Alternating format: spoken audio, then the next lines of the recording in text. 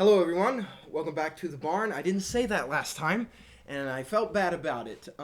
So this is another edition of Shazam or Shanope, and we have a new.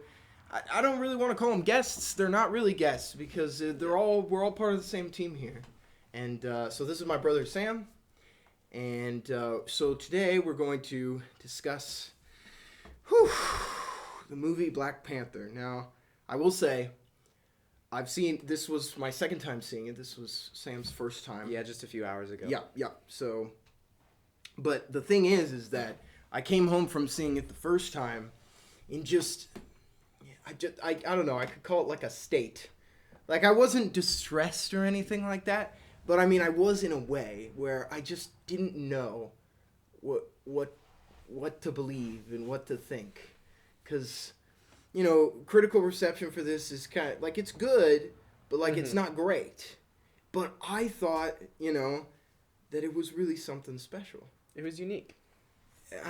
And I really thought that it was good.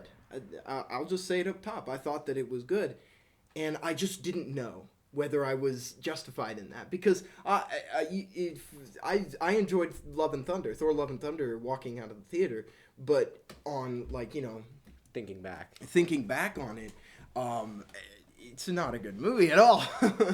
And so I was scared because Marvel's been having a really bad. I mean, we watched a few strikeouts. Doctor Strange together in the theater as well, and that wasn't a good feeling coming out. It was like what? Like I laughed, but and it was fun, and it was fun to watch. But I don't know. But it just didn't feel. I don't know.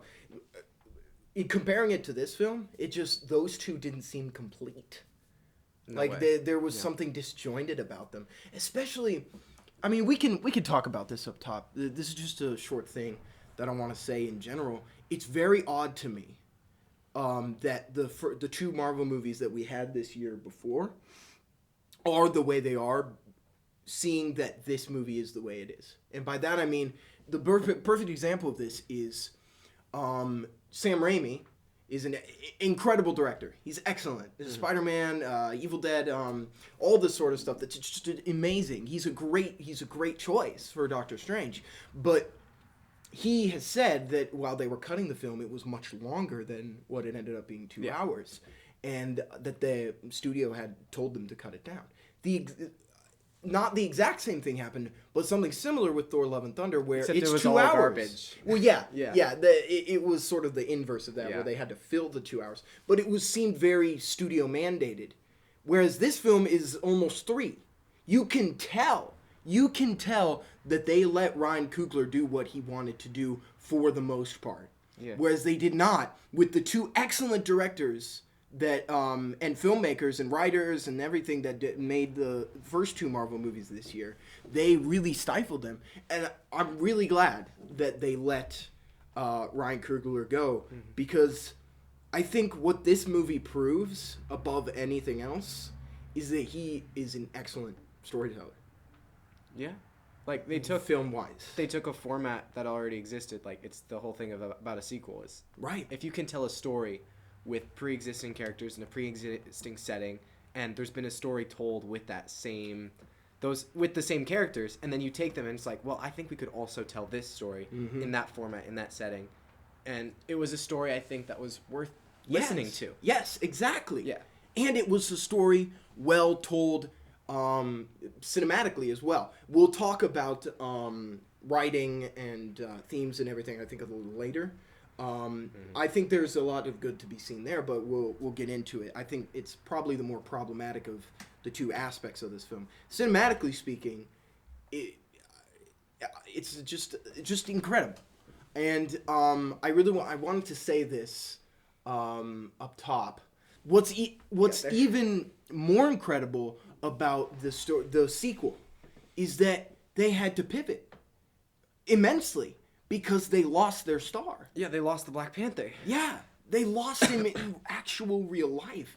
And to deal with that kind of real life, tragedy, catastrophic event is a really difficult and touchy and subject and it's a really daunting task.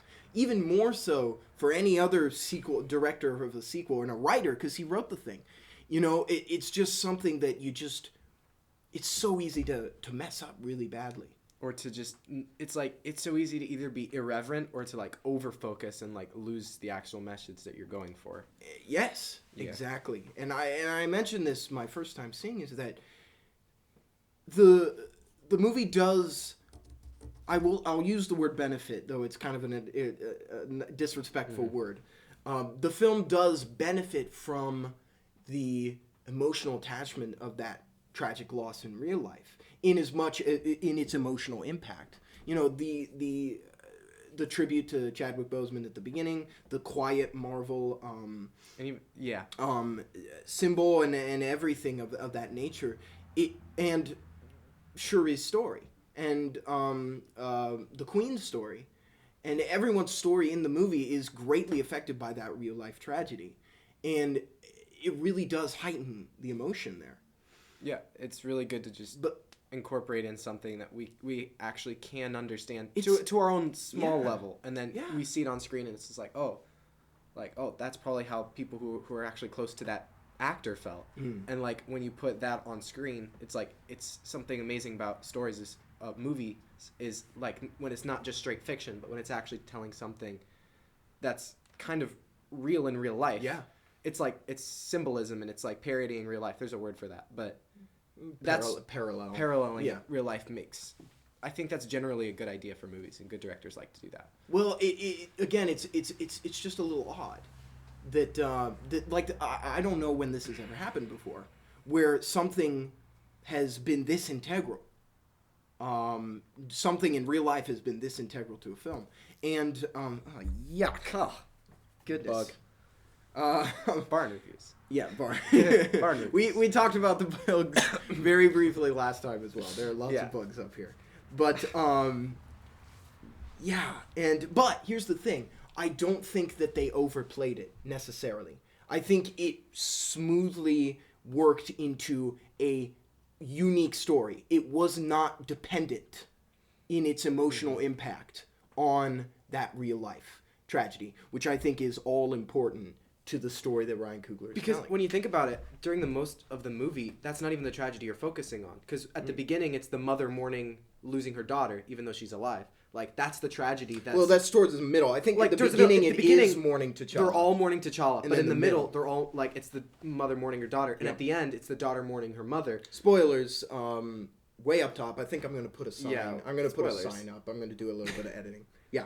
But, like, the mourning focus shifts. So Yes. it's not, like, imbalanced, and it's like, oh, you're over-focusing. It's like, no, that's just one of the themes, is that, like, when you don't have, like, those people who know you and understand you, and, like, when you're not connected to your family and those kinds of things, when you have to suffer that loss, like, how do you deal with it when you're the one in charge? In the first Black Panther, it's like, it's just the Black Panther, pretty much, and, like, his little bit of support, but it's him who's making the decision. And then the mother has to step up and be like, no, now I'm in charge, and I have to do what I ought to do, what the Black Panther would want. And then when it's Shuri's time, she's like, well she has to figure out what would they both do. There's that hole there, and there's some really great interactions, particularly, and I was going to discuss this a bit later, but I think we can do it now, between M'Baku and Shuri. There are two very important conversations that they have one-on-one.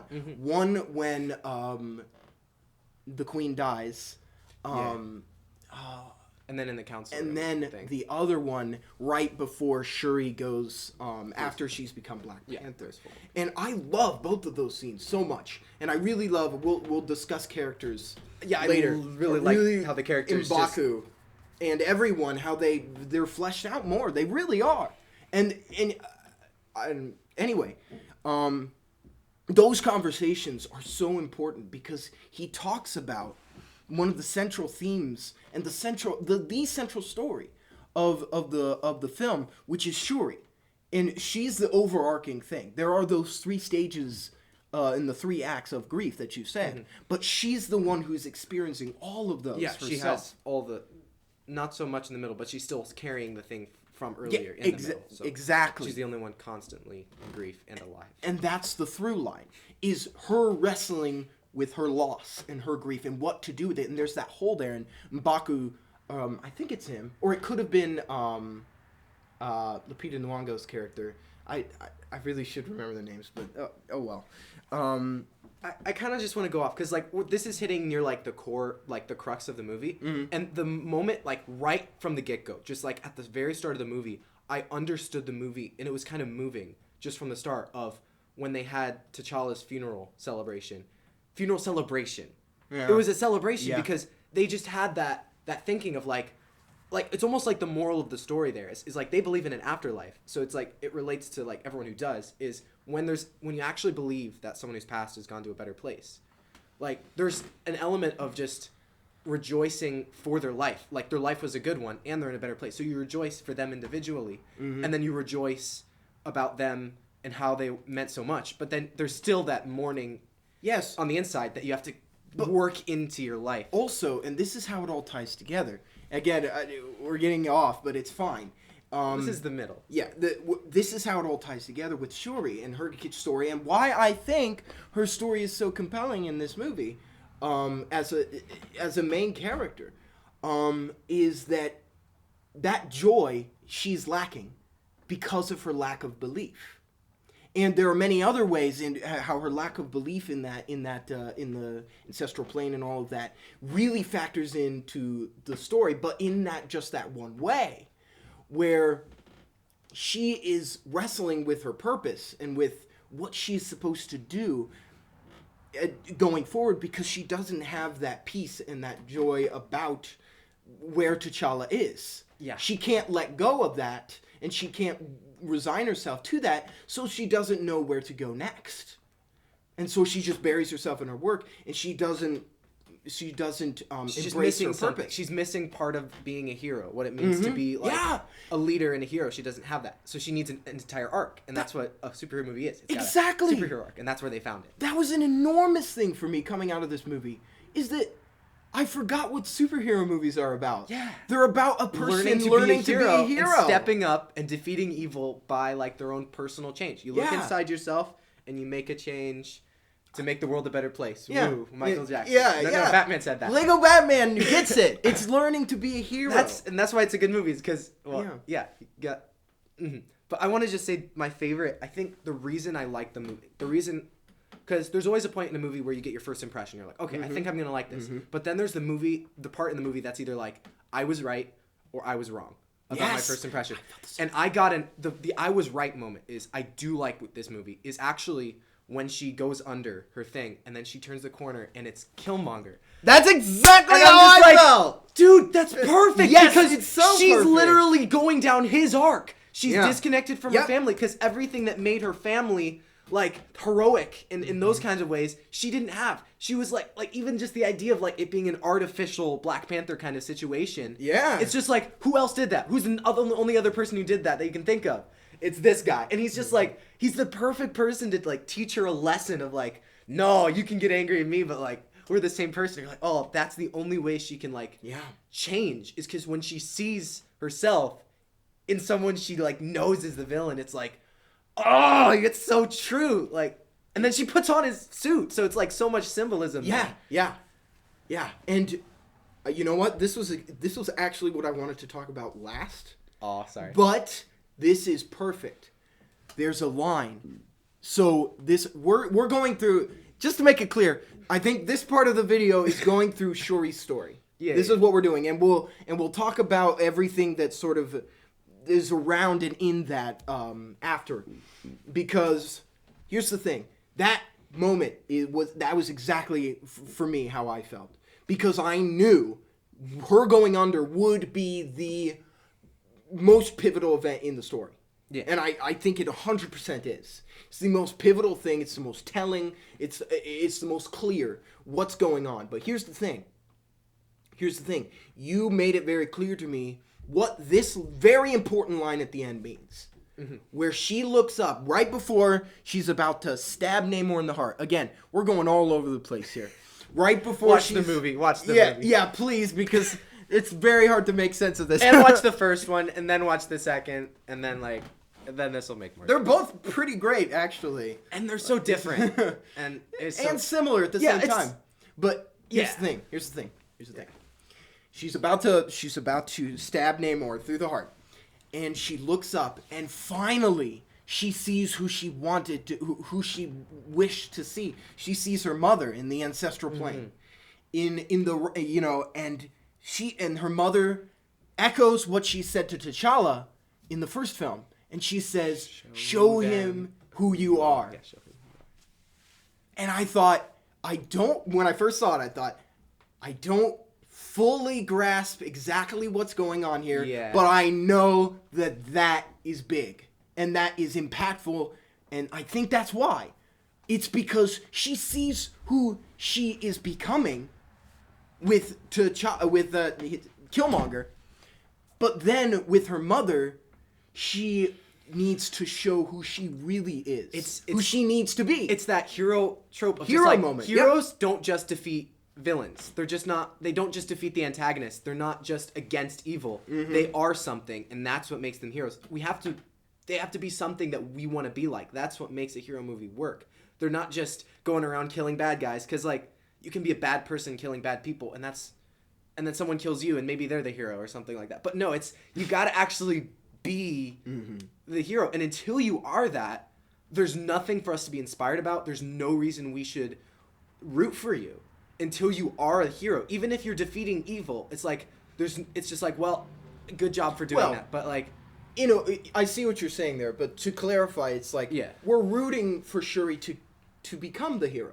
Yeah, we because want to of that great character that she's the great character that she is. Yeah, we want her to have that moment. And even the situation can't resolve unless there is a hero, and we know that. Because most situations can't, unless someone steps up and makes the sacrifice of like, no, I'm going to fight for truth and justice and peace and like harmony and like all those truth, justice, the American way, or whatever, Wakandan way. Like unless you have someone stand up and actually stick up for something, then it's just chaos and fighting. And so many superhero movies have gone into that. Right. Like this is a unique way. That's what's so funny. You're absolutely right. Uniqueness. Because if you couldn't tell, we're getting really fired up about this. But every single superhero, basically every single good superhero movie has that hero development to some extent. And Marvel's just saturated in it. And I think that's why we've become so lethargic about sort of the hero story. But I think there's really is something to be said more than just us being, I don't know, like liking this for some reason. I think there's an actual, the movie is actually being unique and it's working. It works. Yeah. I mean, okay. Let's step back a little bit. So we discussed Shuri, and I'm sure we'll discuss her more. I think let's talk characters in general. So there are great characters, and then there's one character who we really need to discuss, who is, I think, the really big dead weight on this movie. So anyway, with Shuri, I want to say just briefly, we discussed her a bunch just there.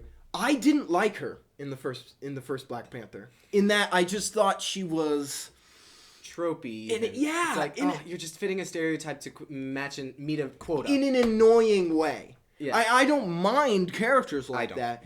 But I just found her a bit annoying. I think it's best summed up by her line, "What are those?" in the first film. I never liked that. And she doesn't really do a whole lot. She's more of just support for T'Challa, which is perfectly fine. Yeah. But I don't know. I just found it a little bit, I don't know. It didn't appeal to me. But I feel that in this film, they immediately start to take what she was and deconstruct and reconstruct it in a really powerful way that makes her an incredibly compelling main character. Yeah. I mean, even more so, unfortunately, maybe, I mean, who knows what brilliant thing they might have done with T'Challa. But with T'Challa, he's a hard character to write for. He's already become, during the first Black Panther, he's already just archetypal hero. Yeah, exactly. So, what do you do with archetypal hero? You take them out of the story and have somebody else look at them and be like, now this is my reference point. And then they have to combat that. And they make it very clear. that happens a lot. Yeah. But yeah. And they make it very clear that that's how it is, where Killmonger says he was too noble. It's like, wow, what a It's like, what a flaw. What you gonna say? What a flaw to have, T'Challa. You were too noble. Too noble. Oh, you gotta love it though. But yeah, that's what makes her so compelling. Just right from the beginning. And you were talking about the beginning. I think this movie, The white the funeral first, the first words speaks volumes to where the movie is more or less headed, but also just how Shuri is going to be as a character, and her prayer to Bast, of a prayer of like, if you save my brother, I'll believe in you, and that sort of the 12th hour kind of prayer, and how. And then she walks through her laboratory where she's always so confident and in control, and she's just absolutely frantic. And right there, you're sweeping the rug out from under. And that is the big thing about this movie. Everyone gets the rug swept out from under them. They just don't. Basically have it. everyone. Like, And that's what's really, I think, part of the impact of this is that just everything gets sort of just ripped out. And that's where you move to the next character. Right, exactly. So, who should we talk about first? You got the mother, the villain. Like, where do you go? Yeah, so I'm going to talk about, Okoye. I remembered her name. Okoye. Ooh, yeah. First. She's also big. So, Okoye. I think she was the one, especially, that proved to me that Black Panther actually has an excellent cast of characters. That are there's really a lot to them, and it's in the first movie. Like, there's a lot of cool stuff going on where she has to wrestle with her husband's treachery and her duty. Yeah, and then like loyalty. Yeah. Or do I go with my conscience, with my friends, with my. And that was great, really great. But in this one, there's just a number one. Like, I like the way how severe she is. I think that's it's a fun character. She trait. takes the trope and does it really well. Where a lot better than most people. Where like the line where she's like, "I'm gonna drive my spear into your CPU," like that could be kind of cringy in certain lights, but I think it works well because that's just how her She's character actually is. better than Drax. Yeah, well, better than Drax. Well, when it comes to that humor. In humor and in drama, her because she's not heartless. She's just very composed right. and very serious. Her seriousness works in both ways, which I really liked. And in this movie, her story with having to wrestle with being let go from the Dora Milaje. It's like identity. It's like exactly. No, you don't get to be this. There's a whole lot of identity going around. Yeah. Yeah. Yeah. Good movies deal with identity, by the way. And especially, like in this movie, it's because just everything's getting ripped apart in Wakanda, all sorts of stuff. Like, yeah, and she interacts with it in a really cool way. So, second, I hate doing this a little bit because I know I'm not giving these characters the justice they deserve. Because I'm just like, it's not all coming to me. Because I don't have all the character pieces. I saw it once, so it's like, I know there was more to that, but like, I just, I know it was good. Yeah. The real standout to me, and oh my gosh, we're really singing the praises of this movie, but don't worry, there are some negatives. It's got flaws. Yeah, there are flaws. We'll go into like how the action's it. kind of dumb sometimes. Don't click away. We'll talk about how bad it is in a little bit. But we're not starry-eyed kids. Movies aren't all that great, so like most of the time, so when you see good things, it's like, hey, okay, that's exactly let's look right. at the good. If you see good things, it's fun to talk about them. Anyway, M'Baku. I love him more like you. In the way that we're like the same person now, which is very rare. So. M'Baku, okay. I loved everything about the way they handled his character as just sort of like I liked his acting. Like, he was that character. So, like, that character who's, like, who's rough. He's, like, the dad, the uncle, you name it. And he comes in, he's got the heart. He's just, like, got the strength. Sarcastic and all that. And, like, mean and stupid. He's, like, the big stupid guy. But, like, he's also, like, when it all comes down to it, he's like, yes, but in my heart, I really do care. And you're doing things wrong. Mm-hmm. And I care a whole lot, and I'm gonna do whatever I can to help. It's just I show it in a very it's like, a weird way oh. because you can see that he's a bit uncomfortable when he approaches her at the as would make sense at the funeral, but he knows that he made a promise, and that's the stuff he sticks to. Yeah. He makes a promise, and that's why he's cool. And he is dedicated, and also he's also really cool because of the way, he's the king of his little king of his own people, and he's got his people, and all that sort of thing, and he always is there to help. Mm-hmm. He's really constant. Right. He doesn't need he's an a arc, constant. Yeah. which is really nice because that's what you need superhero people movies like need. that. Yeah. You don't focus on the constant, but you have them there because they. And I mentioned his conversations with Shuri earlier, and those two scenes are I think maybe two of the best in the movie. And he's a bit uncomfortable talking to her about it, but he knows that he has to come in, and I really love that moment. Again, this is tying into how Shuri changes as a character, in where he says,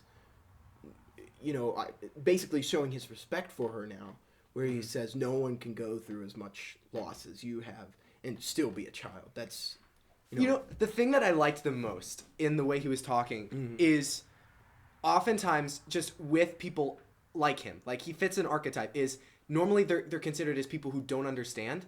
And even when we know that he understands, often the main character doesn't understand. And then there's you don't understand, and they're like, yeah, I do, and they're like, no, you don't. But he makes it so clear. It's just was my mother not worth it? And he says, and he's just like, you're not gonna misunderstand me. Your mother was worth it. Absolutely, your mother was worth it. Your mother was worth. And he it's like she can't just accuse him of something that's false. And when we're angry and we're the main character and we're just so mad, often we just no, put you in a bag. You don't understand. But he's like, no, I get it. I get it. I get she was so worth it. But now you need to think about yourself. That is so, and that's why I love that scene. Because it speaks volumes to not just Shuri.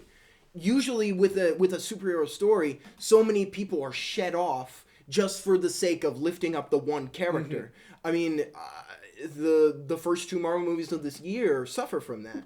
Well, kind of, in a way, where they do their best to prop up a story for their main character, and everyone else sort of gets lost. But with this, in that interaction, you see M'Baku sort of wrestling with these two things that Shuri is also wrestling with, which is her desire for retribution for the wrongs. To make it right. Because he is a fighter. And he will fight and fight. Like at the beginning, he's like, "Let's go and find. Let's kill him. Let's go and find him and kill him. Like, why not?" But then at the end, he's just like, he "I don't want my people to just fight and fight. Yep. Like, if we're gonna win, it's a good cause. Yes, it's for his people. If it's useless, and he has always been dedicated to his people, so he is the perfect person to when the mother is gone. The big constant in the movie, the really big, and I think we'll discuss her next. When the mother is gone, he is the one to say that it's your people that you need to look after. Your mother was worth it, and that's really great that he says that, because that is exactly in his character. But he says it's not what she would have wanted, because it's not what is right for your people or my people or their people to go and kill Namor, which is what she's wanting to do. And so M'Baku, he's his stud. He's great. He's great, and I love. And he's not better than the other people in in his quality. No, because he's got flaws too. But when it comes down to it, he does what he has to do. Just like the main character, like the mother does what she has to do. Shuri does what she has to do. He does what he has to do. It would be so easy to nerf his character in the sequel. They honestly did it with Drax. They kind of nerfed who he was as a character. Yeah. And they didn't with M'Baku. They kept him good. He could have just been the laughingstock. He could have just been the bumbling old dude. And he kind of, just a little bit in the beginning, but he comes through, man. And you can't deny that. You can't. Yeah, we're singing everybody's praises at this point. But that's cool. These are actually people who who end up doing what they need to end up doing. and that's really inspiring to watch. It really is. So even if it's kind of like, we'll talk about the mistakes. Even with the mistakes, it's like, oh, I still like that what that person did and what they did and what they did, and oh, I hope I would do something like that myself. You know what? Let's counteract this because I think there are two. You know what? We need to talk about Namor, but there are two characters are on the opposite of the spectrum, and they're very closely tied to each other. And we're gonna talk about the biggest problem that I have with this movie, and it's gonna sound a little sad, but the biggest problem with this movie is the character of Riri Williams, Ironheart. So here's the thing. She's just a plot point. And she is standing to the side basically the whole time. It's not her story. Not at all. At all. And everyone knows it. So I think that... So, I mentioned up top, this movie feels like a unique vision. It feels like Ryan Coogler telling the story that he meant to tell. Or that he wanted to tell. But I think Ironheart is a big fat blight from the studio on the movie. Because she's the one she'd who kind be of puts great in in any other context, honestly. She'd be fine in any other context. I mean, I personally found her a bit annoying character-wise, but that's all right. But it's who she is. Yeah, like she'd be people fine. are actually like that, so it's okay if you put someone who's real to life in your movie. Do it. She's like Miss Marvel. I love Miss Marvel, but don't put Miss Marvel as a secondary character in your intense, really emotional family drama about the, Black Panther. Her as a character, she doesn't really go through, like, in as much as coming through, she kind of comes in as who she is and leaves as who she is. But she changes, in her interactions with the main character, that's kind of where her value is, like, in the plot. Because when you think about things from a plot perspective, actually that's really good to have someone really smart so they can go to there, like, just to get things moving. Yeah. It's smart. And it's also a good plot device. Is a really good. She's really good for Shuri, like, in a few ways of just, like, it's the first time that Shuri's not the little one, the small one who has to stand up. She's actually has to be responsible for somebody. That's good. And that's really good to have, and that adds to the characters. Because if you're always the little guy... It's, it's not just life beating down on her that's making her a bit more mature. It's also someone to guide. Yeah. Being an example changes people. It changed Iron Man to have Spider-Man. I love Spider-Man that so changed much. Iron Man that's so much. Good. Like, she needed someone to change her. This is why Marvel was good. Yeah. Just a responsibility that towards a specific individual who you can actually empathize with.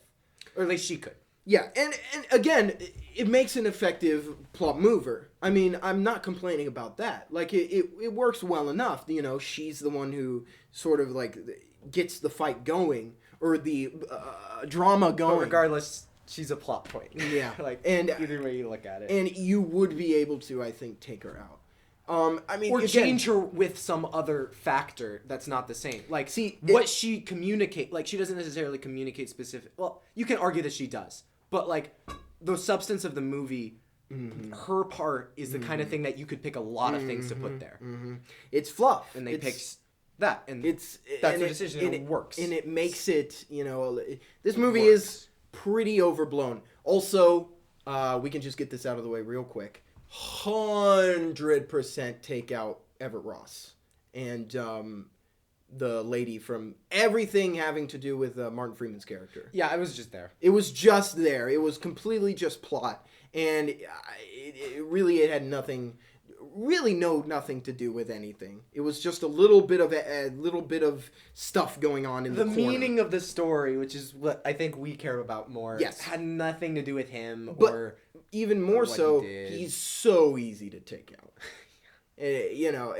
So there is fat on this movie, and it is almost 3 hours long, and that's probably one of the reasons why it's so long is that there is a downside. Stuff is like you didn't need that. That you didn't need. Yeah, he was in the first, and he's still around, so he can be in the second.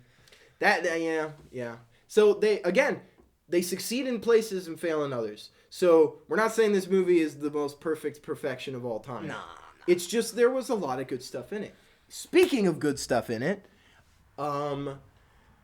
Queen Ramonda. That's her name. Queen Ramonda. Ramonda. Yeah. Wow. So I think I watched it with Caleb the first time, and I said to him, as her name came up on the credits, I said, she was absolutely incredible in this movie. And everyone was. She was obviously the mother of T'Challa and the wife of the king, Big T'Challa, and like the mother of Shuri, of like a genius, like and all that. Like sort of she thing. had all of that component to her, and the movie's like, all right, we're gonna give her the spotlight for just this part of the movie to show like this is who this character is, and there's real meaning behind her story and her situation. Yes. And that's like you can start to go into like how the responsibility and like really her line of of how I've given everything. I've given all of my family members to Wakanda, and like you can't say you've given more than me. And yeah, it's important to look at. It's in context of the movie, right? And I think she's the most powerful constant in the movie because that's basically her role. As who has an active role in the movie. Right. Yeah. Well, right. Plot-wise, again. And if you're constant, you die. Or you should. It's the mentor. It's the mentor figure. The mentor figure has to drop off to put the hero on their feet. And that's the sad truth. But I think her... Yoda, Gandalf, Dumbledore. Obi-Wan. Sorry if you're spoiling. It's just like, okay. Yeah.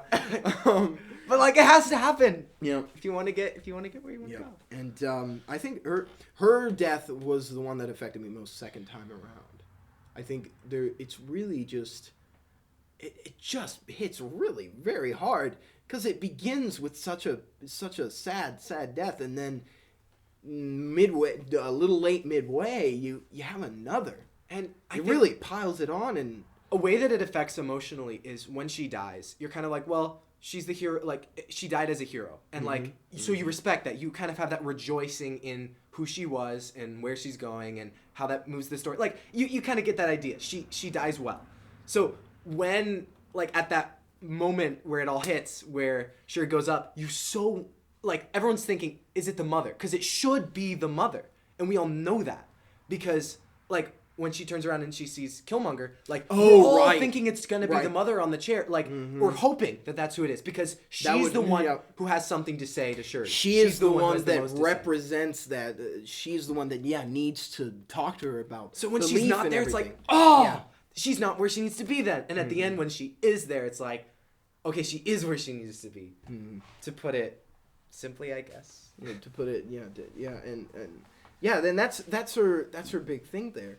Is her dedication to tradition but also to like just keeping a steady course. And I think it makes sense plot wise why Namor would want to destroy her, because not only is it a hard blow for Shuri, which is sort of, and for the nation, which is he wanted to do, but also he knows what she's like. They've had that conversation on the beach and everything, and she was proactive about saving Shuri and all that sort of thing, and she wouldn't give. He knew that Shuri was wavering, but he knew that Ramonda would never give. I think the component to her that makes her a hero that Shuri needs to have in her mother, that like this is in a lot of superhero movies, but it's pretty much the fact of I suffer a lot.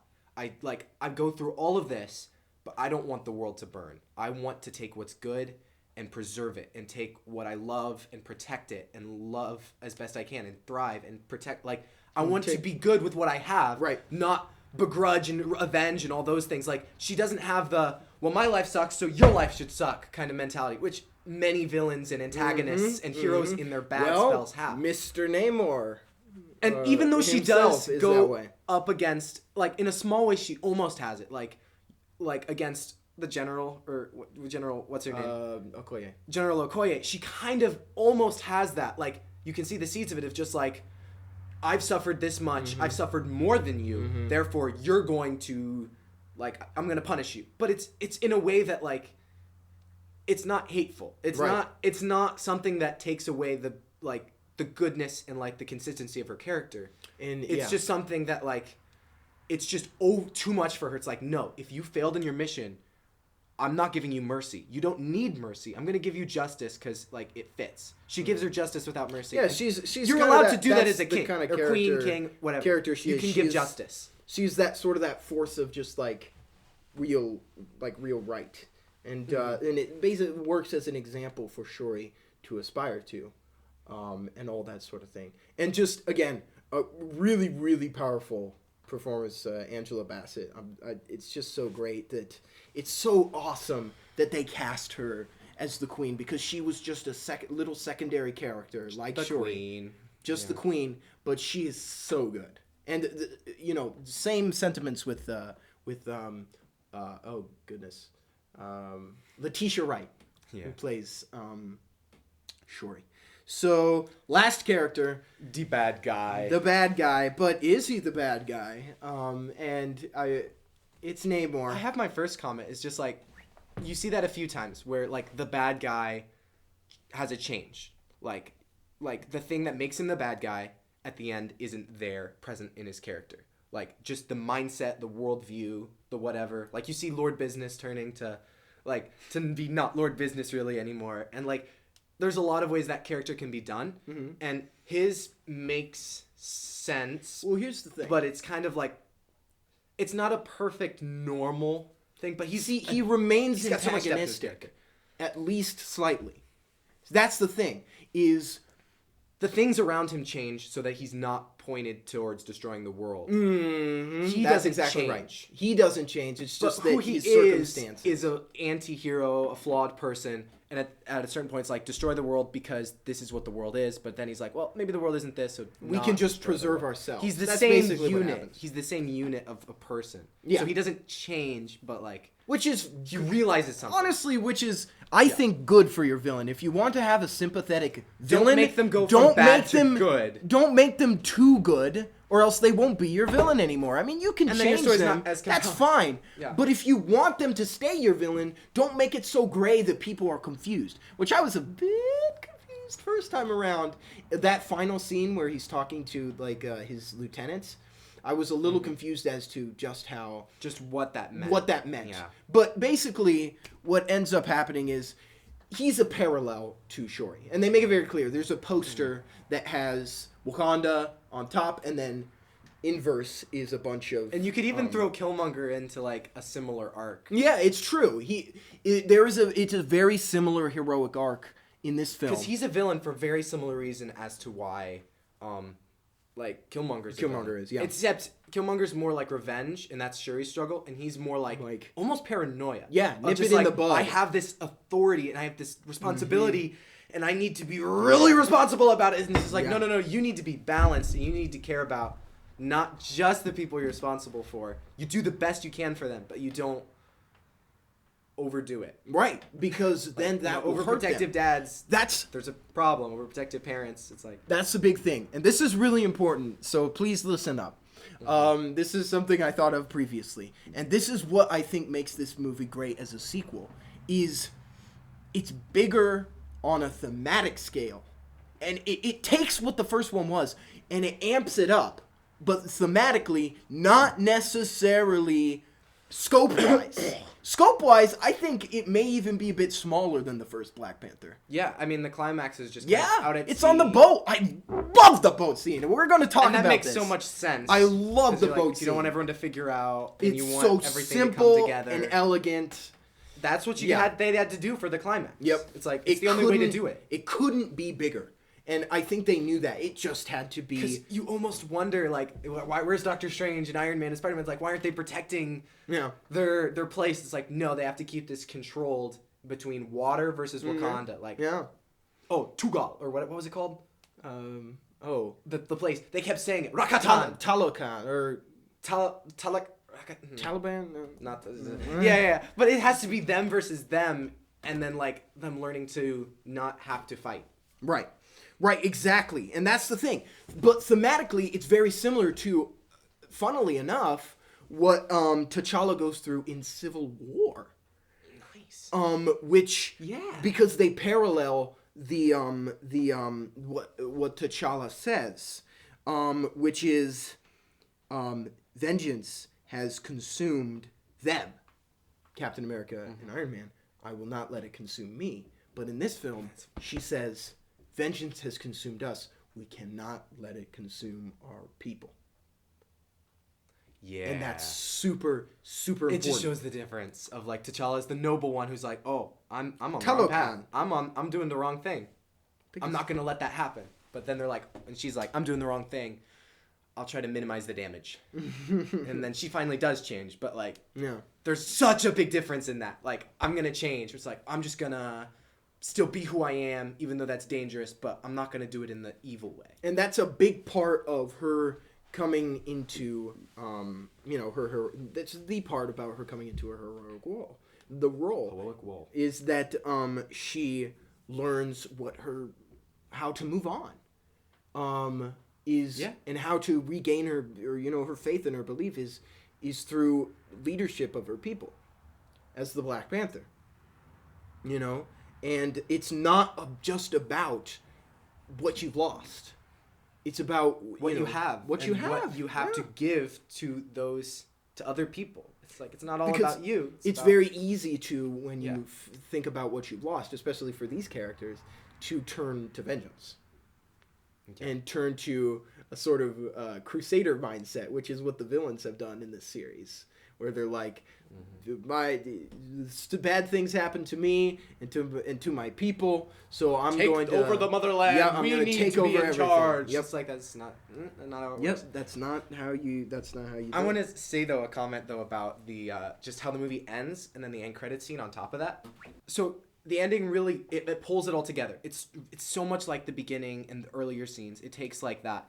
You actually have to learn to burn the burial garment. You have to actually learn to get rid of all those things that are causing you this hatred and this torment in your mind. And accept that they've gone on to a better place. And accept that like that's how life works. Like, death's a part of life. And if you see death enter your life and you're like, I want to share this death. It's like, no, you didn't like that. Do to other people what you would want other people or to do to you. Okay. So it's like, that's part of being a hero. Right. Just saying. Right.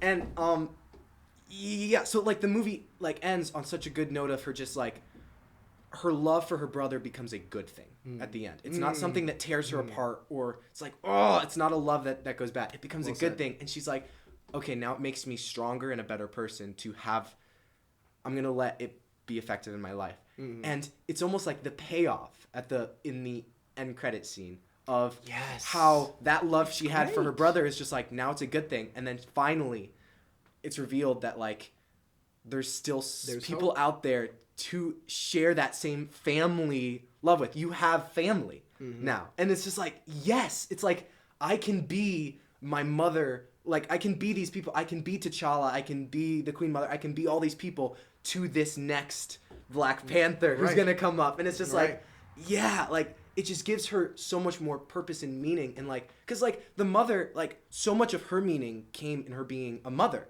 And like when she loses T'Challa, she's still got Shuri and her people. And then when she loses Shuri, it's like, I'm just going to do the best I can with my people. But like, there's so much of who she is defined in her being a mother and being that figure, being a motherly figure to them and having to everyone, people that she has to be someone for. So now Shuri has someone who's like, I'm going to be a good leader so that you can be a good leader, so that the next person after you can be a good leader, and then we can keep this hero cycle going. Also, it sort of, to me, always symbolized that, T'Challa does live on.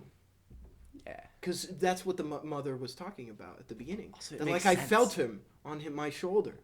And that's what she was going to tell her before the elephant interrupted. Oh. I'm sure of it. No, if I'd watched it twice, I'd have been like, boom, that's what that was. But. Is that, that there's that son there, and that T'Challa is living on in the next generation. Okay. That was a good move by T'Challa, though. It's just like, it's like, I should probably, like, have an heir, like, in that kind of way. That's a king being kind of responsible. Well, yeah, that's overall. How, just that's looking how at monarchy the action, works, have an heir. That's how monarchy works. It was a good thought. Yeah. Like, so I want to have someone for my people when I go. Okay. That's a good So there are a couple more things I want to discuss before we go. Okay. I really So this is all tying to our favorite part of the movie, which is Killmonger. How much time do we have left? I took it off. That's okay. Okay. We'll Which is just say what Killmonger. does that- And it's the perversion of sort of the iconic elements of Wakanda in a small way. See, this is one of the problems I had with Riri Williams, is that she's sort of like on board with everything Shuri's doing at all times. Which is not correct, because She's not good. because M'Baku movie. isn't, and Nokoye, well, she's all right, but And you know it's Lupita the Nyong'o's really good character, who people I always wouldn't be. forget, Yeah. and she's also like trepidatious because of that ending where I think it's a great moment. I don't know about you, but where they're on the boat and she goes, Ibambe, which is it's become iconic. Absolutely. In Infinity War and everything. And you're like, hold on. She's cheering on her people to something bad. I did notice that. I'm like, it's still it's an inspiring call, and she pulls it off, but like, it's They're not nerving. doing what they should be. Yeah. And credit to Ludwig Göransson, the composer. I just want to mention real quickly. Number one, the music absolutely is incredible in this movie. It is good. I don't know what I think about the track when she's looking through the city, but oh well. He never lets the music swell heroically during any of that stuff. It's a little bit heroic, but it's always twinged with, Even when they're doing the sirens call, like, you know that thing where they all walk off the deck, it's like, it's a beautiful thing, but it's not triumphant or good or any of that, but it was that made me kind of like, It's great. That sounded like the sirens. That's the kind of thing you like, what's playing? Like, you move in, but like, it's not like, oh, the king's in town or something good like but that. it's great that they kept that underlying. It would have been really bad filmmaking. See what I'm saying here? This was a well-made movie, when bad is presented as bad and good is presented as good, I In the already music, have at you see least there? one thumbs up. See there? You can do something like have your hero go on an unholy crusade just as long as you're still... As you show, you show it's not good. You're or right, like, exactly. Or allow your audience to recognize that. And that makes it... And help them to recognize that. It just makes it really compelling that Shuri goes that far down the wrong path Revenge. before she finally learns, her heroic lesson. Yeah, it struck me It's at one point. really It's like, cool. it's going to be during the climax that everything changes. It's like, okay, that's the only time that's left. Yeah, so... it wasn't a midway shift where she goes into the climax. And then the climax, and that's what makes it compelling, is it wasn't just about the people fighting in the climax. It was about who are they going to be at the end of it, not who wins. Mm-hmm. And I think that's pretty special because T'Challa becomes who he is. And that's great. And then and then he wins. And that's, either way works. And that's great in the first, but I'm so glad that they shifted it in that different direction, because it really works with Shuri's character, to let it move. And then one last thing, when her killing blow is to go Wakanda forever, which is in fact the subtitle of the film, and she almost kills Namor by saying Wakanda forever. And I don't know about you, but I love the irony there, because she's doing the exact opposite of Wakanda forever right there. She is not preserving it. It's like, death to you. To kill Namor is to bring eternal war. To Wakanda, but she doesn't care at that point. But she's saying Wakanda forever right there and destroying him with that. And it's like that perversion of it. But then, show him who you are. Then she realizes what she needs to do. And then that's when the music finally, the real Black Panther theme finally plays, when they come up to everyone. Yeah. And then she says it, Wakanda forever, and it's the truth. And what's honest is, it's funny you said the truth, because like what happens is there's a montage of like looking back to everything. And it's only when you actually recognize the things that actually happened and be like, actually they did happen that way. That's how it all played out. There's a reel of like everything that happened in the movie almost. Yeah. And I'm like, that's what you need to be a good hero, is not lie to yourself. Don't have one thing happen to you and be like, no, it was this way, when you know it isn't. Like, when you recognize things for how they are, it's like, yes, my brother was good, yes, my mother was good, and yes, my mother would have wanted this. And actually, deep down, I want for me what my mother and my brother would want for me. Right. And like it's just that recognition. It's like, okay, that's the truth about who I am. Mm-hmm. Is those people who love me, And that's what matters about. and I'm going to take me. that. I'm going to and- I'm gonna let that define me. And and help and Yeah. take that and be that for my people. Just also real quick, I really want to give a lot of credit just to the cinematic aspects. We got off track. I wanted to talk about them first, but it never ends up happening. Just call back. To But cinematic. the production design and the effects and everything, I love the use of slow mo. The way the first in the very first like boat scene, the way the first Talocan, I think that's what they're called. I'm so sorry if that's not. Comes up with the slow motion like this, with the music and just the aesthetic, everything about it it really works. And I love that just the whole culture of sort of that how they Mayan. did underwater also was just really good. Like how they used whales. It wasn't like Aquaman, which was style choice. I'm not making fun of it. Not you can judging. make fun of it. He's not But, making like, fun of it because I wasn't like all bright it. and flashy. It was more realistic. It was our world. Aquaman isn't so much our world. It doesn't feel quite that way. But like this one felt like it's like, oh, those are our whales and that's our water, because like we see it as a human would see water closer, not exactly, but closer to just like it being murky, and then it comes out of nowhere, and then. Yeah. The creature's just rising. It's like, oh, we haven't seen that part of our oceans. Honestly, it's just so easy to miss out on the craftsmanship and artistry that is in every single one of these Marvel movies. Like, even the bad ones. Even the bad ones have just... Doctor Strange, you could be like, wow, that was... great creature design. I loved watching that. And it's like, whoa. fun magic stuff. I mean, there are flaws in all of that, and flaws in this as well. And sometimes the meaning of what you're seeing is like, oh. And then sometimes the meaning is like... But what? there were some just incredible shots. I just want to say... that, and as soon as I saw it, I was like, that's a winner right there during the final scene, which all the battles were pretty great. I mean, some of them kind of dipped into standard, I'll admit it, because we've had so much Marvel now. Nothing new under the sea Right. with the combat. But it's slightly different. But that final scene, I think, is just incredible. And there was that shot of the water, and everyone's in the water, and it's just this squared shot of everybody, and they're just like floundering around and everything. It's just the way... It's just this kaleidoscope.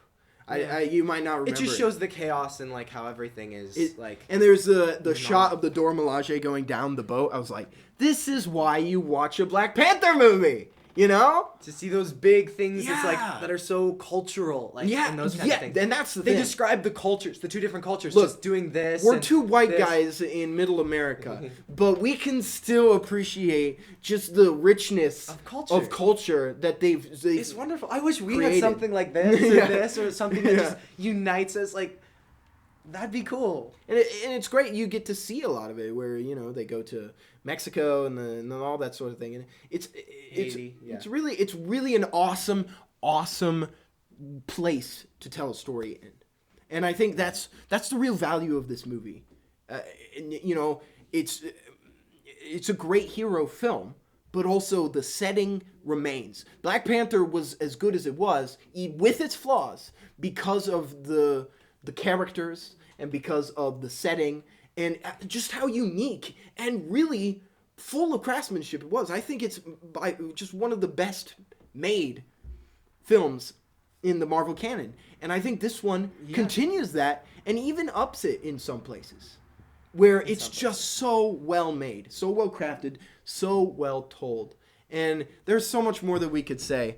But I don't know, a final thought. But I'm not even sure that the camera's on right now, so. Yeah, a final thought for me would just be, it's just like, I would give it something like 7 or 8 out of 10. Yeah. Just because like it's not it's on the good spectrum. It's not the best, but there's movies that have done it better, to be sure, but like what it did well. Yeah. And I enjoyed watching it. Yep. And it left me with like, oh, I was actually moved in a few places. I actually thought it was funny in a few places. And like it was a good experience all around. Yeah. That's my There you go. And when you make a film right, it'll be and if you're on board, it'll be a good experience all around. So, Shazam or Shinope? Was it a Shazam? I think it was a Shazam. Shazam. For real. Shazam, man. And we had a good time with it. Yeah. I mean. A good spend afternoon. Yep, absolutely. So... All right. R.I.P. Chadwick Boseman. They made it in your honor. And what the frick? Oh crap! I'm sorry. We could have gone on for 10 more minutes. It's probably best that we cut it off though. Yeah, it's good. Sondani mamin mi danaki umadaro